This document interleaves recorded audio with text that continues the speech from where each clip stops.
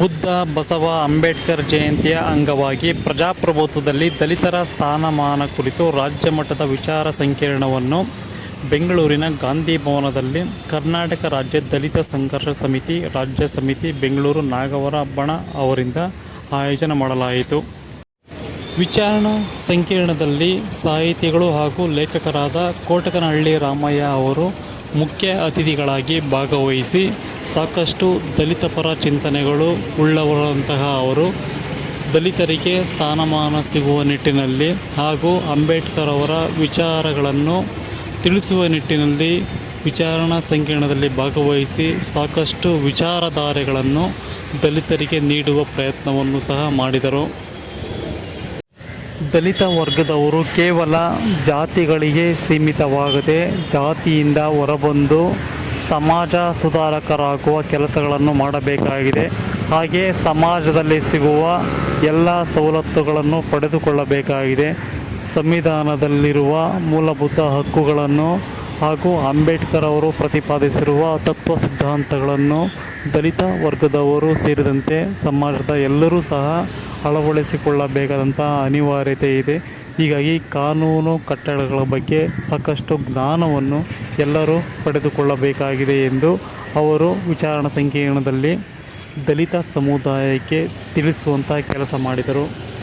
ಇನ್ನು ಮಹಿಳಾ ರಾಜ್ಯ ವಿಭಾಗದ ಸಂಚಾಲಕರಾದಂತಹ ಶೋಭಾ ಕಟ್ಟಿಮನೆಯವರು ಈ ಒಂದು ಕಾರ್ಯಕ್ರಮದಲ್ಲಿ ಭಾಗವಹಿಸಿ ಮಾತನಾಡಿದರು.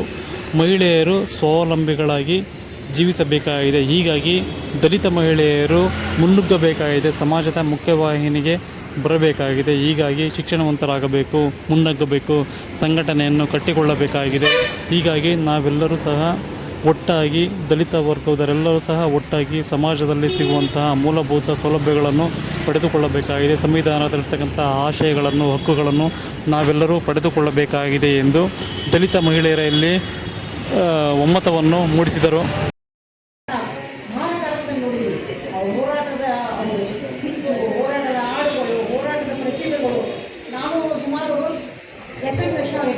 ಎಸ್ ಎಂ ಕೃಷ್ಣ ಅವರು ಮುಖ್ಯಮಂತ್ರಿಗಳಿದ್ದಾಗ ಆವಾಗ ನಾನು ಸಂಘಟನೆ ಸೇರಿಕೊಂಡಿದ್ದೆ. ಅದು ಲಕ್ಷ್ಮೀ ನಾಗವಾರ ಸಂಘಟನೆಯಿದ್ದು ಬಹಳ ಕೆಲಸಗಳನ್ನು ಕಾರ್ಯಗಳಲ್ಲಿ ನಾನು ಭಾಗಿಯಾಗಿದ್ದೇನೆ, ಚಳವಳಿಗಳಲ್ಲಿ ಭಾಗಿಯಾಗಿದ್ದೇನೆ.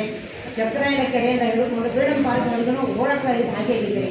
ಅದು ಹೆಂಗೆ ಗೊತ್ತಾ, ಅಗ್ದಿ ಒಂದು ಸಾಮಾನ್ಯ ಮಹಿಳೆಯಾಗಿ ನಾನು ಹೇಳ್ಕೊಂಡಿದ್ದೆ. ನಾವು ವೇದಿಕೆ ಮೇಲೆ ಮಾತಾಡೋದು ಜಾಸ್ತಿ ಕಡಿಮೆ, ಅದು ಹೋರಾಟದ ಕೆಲಸದಲ್ಲಿ ಭಾಗಿಯಾಗೋದು ಜಾಸ್ತಿ. ಯಾಕಂತಂದ್ರೆ ಈ ಭಾಷಣ ಮಾಡೋದಕ್ಕೆ ಹೋರಾಟಕ್ಕೆ ಕಿಚ್ಚು ಹಚ್ಚುವಂಥ ಸಮೂಹವೇ ನಮ್ಮಲ್ಲಿ ಇರುವಾಗ ನಾವ್ಯಾವ ಮಟ್ಟಕ್ಕೆ ಮಾತಾಡೋದು ಬಿಡಿ, ನಮ್ಗೆ ಇದೇ ಇರಲಿ ಅಂತೇಳಿ ನಾನು ಎಷ್ಟೋ ಕಾರ್ಯಗಳಲ್ಲಿ ನಾನು ಮಾತನಾಡಾರೇ ಸುಮ್ಮನೆ ಕಾರ್ಯಗಳಲ್ಲಿ ಭಾಗಿಯಾಗೋದು, ಜನರನ್ನು ತರೋದು, ಕರ್ಕೊಂಡು ಹೋಗೋದು, ಆ ಜನಗಳಿಗೆ ಕಷ್ಟಕ್ಕೆ ಸ್ಪಂದನೆ ಕೊಡ್ತಕ್ಕಂಥ ಕೆಲಸವನ್ನು ನಾನು ಮಾಡ್ತೀನಿ. ಮಾತಿಗಿಂತ ಮಹಿಳೆಯರು ಜಾಸ್ತಿ ಇರೋದ್ರಿಂದ ಎರಡು ಮಾತಾಡಲೇಬೇಕು ಅಂತ ಭಾಳ ಒತ್ತಾಯ ಮಾಡಿದ್ರು. ಅದಕ್ಕಾಗಿ ನಾನು ಮಾತಾಡ್ತಾ ಇದ್ದೆ. ಎಲ್ಲರನ್ನೂ ನಾನು ಮಾತಾಡೋದಕ್ಕೆ ಮೊದಲು ನಮ್ಮ ರಾಜ್ಯ ಸಂಘ ಆಗಿರ್ತಕ್ಕಂಥ ಶ್ಯಾಮ್ ಕಾಡಿಗೆ ಸರ್ ಅವರು, ರಾಜ್ಯ ಸಂಘಟನಾ ಸಂಘದಾಗಿರ್ತಕ್ಕಂತಹ ಕೆಂಪಯ್ಯನವರು, ಆಮೇಲೆ ನಮ್ಮ ಕೋಟಿಲನಹಳ್ಳಿ ರಾಮಯ್ಯನವರು, ಆಮೇಲೆ ನಮ್ಮ ಮಂಜೇಶ ಸ್ವಾಮಿಗಳು, ನಮ್ಮ ಹಿರಿಯರು, ನಮ್ಮೆಲ್ಲ ನನ್ನ ಮಹಿಳಾ ಪದಾಧಿಕಾರಿಗಳಿಗೂ ತಮ್ಮೆಲ್ಲರಿಗೂ ಮೊದಲು ಭೀಮ ನಮಗಳಾಗಿ ಒಂದು ವಂದನೆಗಳನ್ನು ಸಂಸ್ಥಾ ಬಂದವರು ಮಾತನಾಡ್ತಿದ್ರು. ಏನಂತಂದರೆ ಮಹಿಳಾ ಸಂಘಟನೆಗೆ ನಾನು ಹೆಚ್ಚು ನಂಬಿಗಸ್ತ. ಅವರು ಮನಸ್ಸು ಮಾಡಿದರೆ ಸಾಮಾಜಿಕ ಪಿಡುಗುಗಳನ್ನು ನಿವಾರಣೆ ಮಾಡುವಲ್ಲಿ ಪ್ರಮುಖ ಪಾತ್ರವನ್ನು ವಹಿಸುತ್ತಾರೆ. ಪ್ರತಿಯೊಂದು ಕುಟುಂಬದಲ್ಲಿ ಮಹಿಳೆಯರಿಗೆ ಹೋರಾಟದ ಕಿಚ್ಚು ಹಚ್ಚಬೇಕಂದ್ರೆ ಆ ಮಹಿಳೆ ಮುಂದೆ ಬಂದಾಗ ಮಾತ್ರ ಈ ಸಂಘಟನೆ ಸುಧಾರಿಸಕ್ಕೆ ಸಾಧ್ಯ. ಹೀಗಾಗಿ ಸಂಘಟನೆಗೆ ಪುರುಷರಿಗೆ ಎಷ್ಟು ಪ್ರಮುಖನೋ ಅಷ್ಟೇ ಮಹಿಳೆಯರು ಮುಖ್ಯ. ಪ್ರಗತಿಪರ ವಿಚಾರವಾದಿಗಳು, ಸಾಹಿತಿಗಳು, ಬರಹಗಾರರು, ಹೋರಾಟಗಾರರು, ಹೋರಾಟದ ಒಂದು ಮುಂಚೂಣಿರ್ತಕ್ಕಂಥ ಹೋರಾಟದ ಕ್ರಾಂತಿಗೀತೆಗಳು ಇವೆಲ್ಲ ಸೇರಿದಾಗ ಮಾತ್ರ ಒಂದು ಪ್ರಮುಖವಾದ ಒಂದು ಪರಿಪಕ್ವವಾದ ಸಂಘಟನೆ ಮಾಡೋಕ್ಕೆ ಸಾಧ್ಯ ಅಂತ ಹೇಳಿ ನಾನು ಇವತ್ತು ತಿಳಿಸಿ ಮಾತನಾಡಿಸ್ತೀನಿ. ಇನ್ನು ಇದೇ ವೇಳೆ ಕೊಳ್ಳೇಗಾಲದ ಬೋಧಿವನ ಬುದ್ಧ ವಿಹಾರದ ಸುಖಸಾಗರ್ ಪಾಲ್ ಬೌದ್ಧ ಭಿಕ್ಷು ಅವರು ಈ ಒಂದು ಕಾರ್ಯಕ್ರಮದಲ್ಲಿ ಭಾಗವಹಿಸಿ ಮಾತನಾಡಿದರು. ದಲಿತರು ಕೇವಲ ದಲಿತರಾಗಿ ಉಳಿಯುವುದು ಶೋಚನೀಯವಾದಂತಹ ಸಂಗತಿ. ಆದ್ದರಿಂದ ತಾವು ತಮ್ಮ ಜಾತಿ ಮತ ಧರ್ಮಗಳಿಂದ ಬಿಟ್ಟು ಹೊರಬರಬೇಕಾಗಿದೆ. ಬುದ್ಧನ ನಡೆ, ಗಾಂಧಿಯ ನಡೆ, ಅಂಬೇಡ್ಕರ್ ಅವರ ನಡೆ ಸನ್ಮಾರ್ಗದಲ್ಲಿ ಎಲ್ಲರೂ ನಡೆಯಬೇಕಾಗಿದೆ. ಅವರ ತತ್ವ ಸಿದ್ಧಾಂತಗಳು ಎಲ್ಲರೂ ರೂಪಿಸಿಕೊಳ್ಳಬೇಕಾಗಿದೆ. ಈಗಿನ ವಿದ್ಯಾವಂತ ಮಕ್ಕಳು ಅವರು ಸಹ ಬುದ್ಧಿಜೀವಿಗಳ ಒಂದು ತತ್ವಾದರ್ಶಗಳನ್ನು ಬೆಳೆಸಿಕೊಳ್ಳುವಲ್ಲಿ ವಿಫಲರಾಗುತ್ತಿದ್ದಾರೆ. ಇದರಿಂದ ದಲಿತರು ಕೆಳಮಟ್ಟಕ್ಕೆ ಹೋಗುವ ಸಂದರ್ಭಗಳು ಸಹ ಸಾಕಷ್ಟು ಹೇರಳವಾಗುತ್ತಿವೆ. ಹೀಗಾಗಿ ತಾವೆಲ್ಲರೂ ಒಟ್ಟಾಗಿ ದಲಿತರು ನಾವೆಲ್ಲ ಒಟ್ಟಾಗಬೇಕು, ಸಮಾಜದ ಮುಖ್ಯವಾಹಿನಿಗೆ ಬರಬೇಕು, ಸರ್ಕಾರದಲ್ಲಿ ಉನ್ನತ ಹುದ್ದೆಗಳನ್ನು ಏರಬೇಕು, ಹಾಗೆ ರಾಜಕೀಯ ಪ್ರಾತಿನಿಧ್ಯವನ್ನು ಪಡೆದುಕೊಳ್ಳಬೇಕು, ಹಾಗೆ ಆರ್ಥಿಕವಾಗಿ ಪ್ರಾಬಲ್ಯತೆಯನ್ನು ಪಡೆದುಕೊಳ್ಳಬೇಕಾಗಿದೆ ಎಂದು ಅವರು ತಿಳಿಸಿದರು. ರೋಡ್ ಹೋಯ್ತಿರ್ಲಿಲ್ಲ, ಅದನ್ನೆಲ್ಲ ಸರಿ ಸಮಾನತೆ ಕೊಟ್ಟಂತವ್ರು ಯಾರು? ಅಂಬೇಡ್ಕರ್ ಅವರು. ಅಂಬೇಡ್ಕರ್ ನೋಡಪ್ಪ, ನೀನು ಅಂಬೇಡ್ಕರ್ ಆಗಪ್ಪ, ಬುದ್ಧರಾಗಪ್ಪ ಅಂತ ಹೇಳ್ಬೇಕು ಮೊದಲು. ಮತ್ತೆ ಇಲ್ಲಿರೋರು ಜಾಗ ಒಂದು 30 ಎಕರೆ ಗದ್ದೆ ಇದೆಯಾ? ಅಂಬೇಡ್ಕರ್ ಸಂವಿಧಾನದಲ್ಲಿ ನಿಮ್ಗೆ ಆಸ್ತಿ ಬರಲಿಕ್ಕಾಗ ಆ ಸಂವಿಧಾನ ಹುಟ್ಟಿಸ್ಬೇಕಂದ್ರೆ ನಿಮ್ಮ ಮಕ್ಕಳನ್ನ ಅಂಬೇಡ್ಕರ್ ಮಾರ್ಗದಲ್ಲಿ ಹೋಗಿಸ್ಬೇಕು. ಇನ್ನು ನಿಮ್ಮ ಇಲ್ಲಿ ಕೈ ಎತ್ತಿ ಬುದ್ಧ ನಿಮ್ಮ ಮನೇಲಿ ಎಷ್ಟು ಜನದಲ್ಲಿ ಬುದ್ಧ ಫೋಟೋ ಇದೆ? ಮನೇಲಿ ಇದೆ ಸರ್. ಬುದ್ಧ ಇಟ್ಕೊಳ್ಳಿ. ಇವತ್ತು ಒಂದು 50 500 ರೂಪಾಯಿ ಖರ್ಚು ಮಾಡ್ತಿದ್ದಾರೆ ಅಲ್ವಾ? ಒಂದಿನ ಊಟಕ್ಕೆ 500,000. ಅಂಬೇಡ್ಕರ್ನ ಮತ್ತು ಬುದ್ಧನ ದಯವಿಟ್ಟು ಇಟ್ಕೊಳ್ಳಿ. ನಿಮ್ಮ ಮಕ್ಕಳನ್ನ ಅಂಬೇಡ್ಕರ್ ನೋಡಪ್ಪ, ಬುದ್ಧ ನೋಡಪ್ಪ. ಇಲ್ಲಿ ಹುಟ್ಟಿದ ಬುದ್ಧ ಈಗ 40 ರಾಷ್ಟ್ರದಲ್ಲಿದ್ದಾನೆ. ಎಷ್ಟು? ನೀವು ಇಲ್ಲೇ ಇದ್ರೆ ನಿಮ್ದು ಯಾಕೆ 6,000 ಜಾತಿ ವ್ಯವಸ್ಥೆ ಇದೆ, 350 ಕೋಟಿ ದೇವರವ್ರು ಅವ್ರನ್ನೆಲ್ಲ ನೋಡೋಕ್ಕಾಗ್ತಾ ಇಲ್ಲ. ಈಗ ಮುಸಲ್ಮಾನರು ಮತ್ತು ಕ್ರಿಶ್ಚಿಯನ್ರು ಒಂದೊಂದು ಹಬ್ಬ ಮಾಡ್ತಾರೆ, ಹೌದಾ? ನೀವು ಎಷ್ಟು ಹಬ್ಬ ಮಾಡಿರಿ? ಒಂದು ಹಬ್ಬಕ್ಕೆ ಎಷ್ಟು ದುಡ್ಡು ಆಯ್ತು? ನಿಮ್ಮ ಆಸ್ತಿ ಹುಡ್ಕಂದ ನಿಮ್ಮ ಹಣ ಆಸ್ತಿ ನೀವೇ ಅಲ್ಲೇ ಶೆಡ್ಲಿ ಇದ್ದೀರಿ, ಹೆಂಚಿನ ಮನೆಯಲ್ಲಿ ಓಲ್ಡ್ ಮಾಡೋಕ್ಕಾಗಲ್ಲ. ಈಗ ಅಂಬೇಡ್ಕರ್ ಅವರು 70 ವರ್ಷ 75 ವರ್ಷ ಬುದ್ಧಧಾಮಕ್ಕೆ ಬಂದರು. ಬುದ್ಧ ನಮ್ಮ ಪೂರ್ವಿಕ.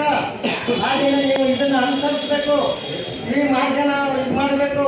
ನೀವು ಮಹಿಳೆಯರು ಇವತ್ತು ತುಂಬ ಜನ ಬಂದಿದ್ದಾರೆ, ತುಂಬ ಸಂತೋಷ. ಆದರೆ ಈ ಮಾರ್ಗದಲ್ಲಿ ನಡೆದರೆ ನೀವು ಇಲ್ಲಿ ಬುದ್ಧಂ ಶರಣಂ ಗಚ್ಚಾಮಿ ಜೈ ಭೀಮ್ ಅಂದ್ಬಿಟ್ಟು ನಿಮ್ಮ ಮನೇಲಿ ಮಾರಿ ಹಬ್ಬ ಮಾಡಿದ್ರೆ ಅಥವಾ ಇನ್ನೊಂದು ಹಬ್ಬ ನಿಮ್ಮ ಪೂಜೆ ಮಾಡೋ ದೇವರೆಲ್ಲ ನಿಮ್ಮ ಪೂರ್ವಿಕರನ್ನ ಕೊಲೆ ಮಾಡಿರೋರನ್ನ ನೀವು ಪೂಜೆ ಮಾಡ್ತಿದ್ದಾರೆ, ಆ ಹಬ್ಬ ಮಾಡ್ತಿದ್ದಾರೆ. ಇದು ಸರಿನಾ?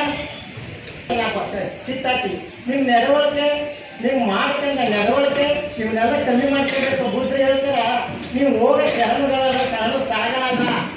ಅಲ್ಲಿ ಹೋದ್ರೆ ದುಃಖ ನಿವಾರಣೆ ಆಗಲ್ಲ, ಬಡತನ ಬಂತಂತ ಹೇಳೋರೆ. ನಾನಲ್ಲ, ಬುದ್ಧರು ಹೇಳಿರೋದು. ಹೋಯ್ತಿದ್ದಿಲ್ಲ ಬುತ್ತಿ ಕಟ್ಕೊಂಡು ಬೆಟ್ಟ ಗುಡ್ಡ ಯಾತ್ರೆ ಜಾತ್ರೆ ಇವೆಲ್ಲ ಶರಣು ತಾಳಗಳಲ್ಲ. ಅಲ್ಲಿ ಹೋದ್ರೆ ದುಃಖ ನಿವಾರಣೆ ಆಗಲ್ಲ, ಬಡತನ ಮತ್ತು ಅಜ್ಞಾನ ತುಂಬೋಯ್ತ. ನೀವು ಹೋಗೋದು ಬುದ್ಧರಿಗೆ ಹಾಕ. ಇಂಥ ಸಂಕೀರ್ಣ ಸಮಯಕ್ಕೆ ನಿಮಗೆಲ್ಲ ಸುಖ ಶಾಂತಿ ನೆಮ್ಮದಿ ಸಿಕ್ಕಲಿ. ಬುದ್ಧರು ಹೇಳಿದ 5 ಸುಖ: ಉತ್ಥಾನ ಸಂಪಾದ, ದಿನೇ ದಿನೇ ಅಭಿವೃದ್ಧಿಯಾಗ ಸಂಪತ್ತು. ನೀವು ಆಗಿರಬಾರ್ದು, ದಿನೇ ದಿನೇ ಶ್ರೀಮಂತರಾಗಬೇಕು. 1 ಎಕರೆ ಇದೆ 2 ಎಕರೆ ಮಾಡ್ಕೋಬೇಕು, 1 ಮನೆ ಇದೆ 2 ಮನೆ ಮಾಡ್ಕೋಬೇಕು. ಆರೋಗ್ಯ ಸಂಪಾದ ರಕ್ಷಣೆ ಮಾಡಬೇಕು. ಸಾಲ ಇದೆ ಸಂಪತ್ತು.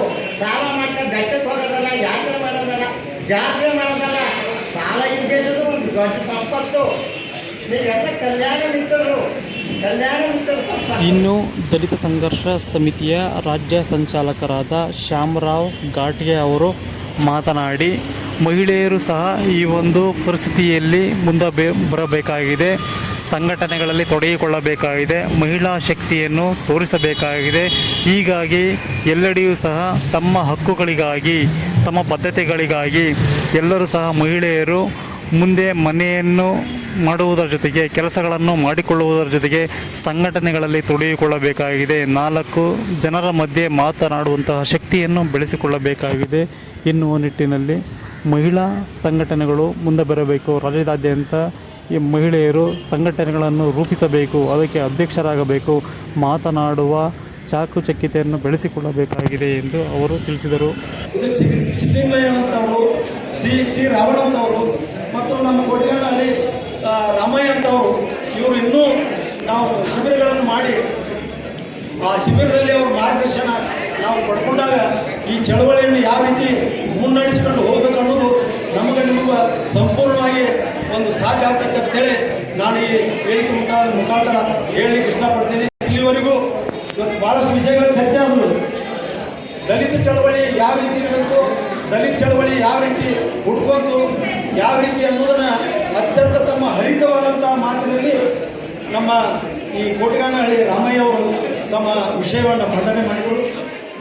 ಅದರಂತೆ ಸಿ ರಾವಣವರು ಕೂಡ ನೀವು ಎಷ್ಟೊಂದು ದಿವಸದಿಂದ ಈ ಗುಲಾಮಗಿರಿ ಬದುಕಿನಲ್ಲಿ ಬದುಕ್ತೀರಿ, ನೀವು ಈ ದೇಶ ಆಡಬೇಕು, ರಾಜ್ಯ ಆಳುವಾಗ ನೀವು ಮಕ್ಕಳನ್ನ ಬೆಳೆಸ್ರಿ ಅಂತಕ್ಕಂಥ ಒಳ್ಳೆಯ ಸಂದೇಶನ ಕೂಡ ರಾವಣ ಅವರು ಕೊಟ್ಟರು. ಅದೇ ರೀತಿಯಾಗಿ ಸಿದ್ಧಲಿಂಗಯ್ಯನವರು ಕೂಡ ನಿಮ್ಮಲ್ಲಿ ಇರ್ತಕ್ಕಂಥ ಎಲ್ಲ ಭೇದ ಭಾವಗಳನ್ನು ಮರೆತು ನೀವೆಲ್ಲರೂ ಒಂದಾಗಿ ಸಂಘಟನೆಯನ್ನು ಬಲಿಷ್ಠವಾಗಿ ಕಟ್ಟಿರಿ. ಸಂಘಟನೆ ನೋಡಿದರೆ ದೇಶ ಮತ್ತು ರಾಜ್ಯ ನಿಮ್ಮ ಕಡೆ ತಿರುಗಿ ನೋಡಬೇಕು ಅಂತಕ್ಕಂಥ ಆ ರೀತಿ ಸಂಘಟನೆಯನ್ನು ಕಟ್ಟಿ ಬೆಳೆಸಿರಿ ಅಂತಕ್ಕಂಥ ಒಳ್ಳೆಯ ಸಂದೇಶವನ್ನು ಕೊಟ್ಟರು. ಅದರ ಜೊತೆಯಲ್ಲಿ ನಮ್ಮ ರಾಜ್ಯ ಸಂಚಾಲಕಿ ಆದಂಥ ಶೋಭಾ ಕಟ್ಟಿಮನಿ ಮೇಡಮ್ ಅವರು ಕೂಡ ಅವರು ಭಾಳಷ್ಟು ಅರ್ಥಪೂರ್ಣವಾಗಿ ಹೇಳಿದರು. ಮಹಿಳೆಯರು ಕೂಡ ನೀವು ಮನೆ ಬಿಟ್ಟು ಮುಂದುವರಿ ಬಂದಾಗ ಈ ದಲಿತ ಚಳವಳಿ ಕಟ್ಟಲಿಕ್ಕೆ ಇನ್ನೂ ಹೆಚ್ಚಿಗೆ ಶಕ್ತಿ ಆಗ್ತತಿ ಅಂತಕ್ಕಂಥ ಮಾತನ್ನು ಕೂಡ ಅವ್ರು ಹೇಳಿದರು. ಇವತ್ತು ನೀವೆಲ್ಲರೂ ಇವತ್ತೇನು ಇಷ್ಟೊಂದು ಆಸಕ್ತಿಯಿಂದ ನೀವು ಈ ಕಾರ್ಯಕ್ರಮದಲ್ಲಿ ಭಾಗವಹಿಸಿದ್ದೀರಿ, ನಮಗೊಂಥರ ಒಳ್ಳೆಯ ಹಣೆ ಬಲ ಬಂದಂಗಾಗಿದೆ. ಇನ್ನೂ ಕಾರ್ಯಕ್ರಮವನ್ನು ಹೆಚ್ಚು ರೀತಿಯಲ್ಲಿ ಈ ಕಾರ್ಯಕ್ರಮಗಳನ್ನು ಆಯೋಜಿಸಿ ಇನ್ನೂ ಅರ್ಥಪೂರ್ಣವಾದಂಥ ಕಾರ್ಯಕ್ರಮಗಳನ್ನು ಮಾಡುವ ಮುಖಾಂತರ ಈ ರಾಜ್ಯದಲ್ಲಿ ಈ ನಮ್ಮ ಎಲ್ಲರ ಮಾರ್ಗದರ್ಶನದಲ್ಲಿ ದಲಿತ ಚಳವಳಿಯನ್ನು ಒಂದು ಒಳ್ಳೆಯ ನಿಟ್ಟಿನಲ್ಲಿ ಕಟ್ಟಿ ತೆಗೆದುಕೊಂಡು ಮುನ್ನಡೆಸ್ಕೊಂಡು ಹೋಗೋಣ ಅಂತಕ್ಕಂಥ ಮಾತನ್ನು ಹೇಳಿ ನಾನು 2 ಮಾತುಗಳನ್ನು ಮುಗಿಸ್ತೀನಿ. ಪ್ರಜಾಪ್ರಭುತ್ವದಲ್ಲಿ ದಲಿತರ ಸ್ಥಾನಮಾನ ಕುರಿತ ರಾಜ್ಯಮಟ್ಟದ ವಿಚಾರ ಸಂಕಿರಣ ಕಾರ್ಯಕ್ರಮದಲ್ಲಿ ರಾಜ್ಯ ಸಮಿತಿಯ ಸದಸ್ಯರು, ವಿಭಾಗೀಯ ಸಂಚಾಲಕರು, ಮಹಿಳಾ ಒಕ್ಕೂಟದ ರಾಜ್ಯ ಪದಾಧಿಕಾರಿಗಳು ಹಾಗೂ ಜಿಲ್ಲಾ ಪದಾಧಿಕಾರಿಗಳು ಸೇರಿದಂತೆ ರಾಜ್ಯದ ಮೂಲೆ ಮೂಲೆಗಳಿಂದ ದಲಿತ ಸಂಘಟನೆಗಳ ಮುಖಂಡರು ಹಾಗೂ ದಲಿತ ವರ್ಗದವರು ಈ ಒಂದು ಕಾರ್ಯಕ್ರಮದಲ್ಲಿ ಭಾಗವಹಿಸಿ ವಿಚಾರಣಾ ಸಂಕಿರಣದಲ್ಲಿ ಸಾಕಷ್ಟು ಮಾಹಿತಿಗಳನ್ನು ಪಡೆದುಕೊಂಡರು. ಬಸವ ಅಂಬೇಡ್ಕರ್ ಅವರ ಜಯಂತಿ ಅಂಗವಾಗಿ ಪ್ರಜಾಪ್ರಭುತ್ವದಲ್ಲಿ ದಲಿತರ ಸ್ಥಾನಮಾನದ ಕುರಿತು ವಿಚಾರ ಸಂಕಿರಣ ರಾಜ್ಯಮಟ್ಟ ದಿವ್ಯ ಸಾನ್ನಿಧ್ಯ ವಹಿಸಿಕೊಂಡಿರ್ತಕ್ಕಂಥ ಪರಮ ಪೂಜ್ಯ ಬಂದೇಜಿಯವರ ಪಾದಾಭಿವಂದನೆಗೆ ಕೊಡುವಂತ ಅವರಿಗೂ ಕೂಡ ಈ ಕಾರ್ಯಕ್ರಮ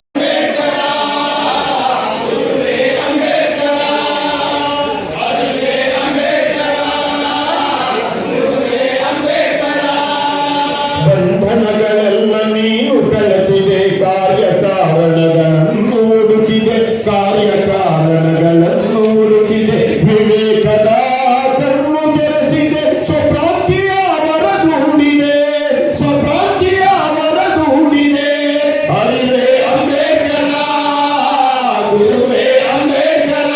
ಶಾಸ್ತ್ರಗಳೆಲ್ಲವೂ ಶಾಸನವಲ್ಲ, ಶಾಸನಗಳೆಲ್ಲ ಶಾಸ್ತ್ರಗಳಾಗಿ ಪ್ರಗತಿ ವಿರೋಧಿ ಅಸ್ತ್ರಗಳೆಂದೆ, ಪ್ರಗತಿ ವಿರೋಧಿ ಅಸ್ತ್ರಗಳೆಂದೆ. ಅರಿವೇ ಅಂಬೇಡ್ಕರ, ಗುರುವೇ ಅಂಬೇಡ್ಕರ,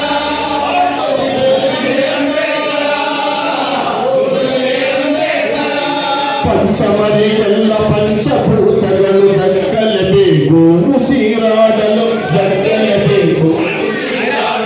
ಪಂಚಮರಿಗೆಲ್ಲ ಪಂಚಭೂತಗಳು ದಕ್ಕಲೇಬೇಕು, ಉಸಿರಾಡಲು ದಕ್ಕಲೇಬೇಕು, ಉಸಿರಾಡಲು